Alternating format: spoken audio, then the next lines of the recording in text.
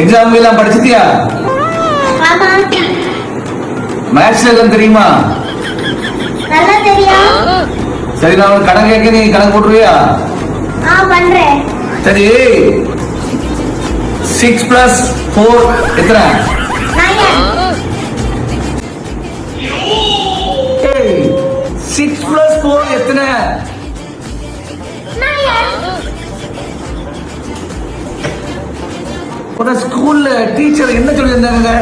உன் maths teacher number சொல்லி பார்ப்போம். அவங்கள அறிவே கிடையாதா? ஐயோ அப்பா, உனக்கு மட்டும் அறிவு உண்டா?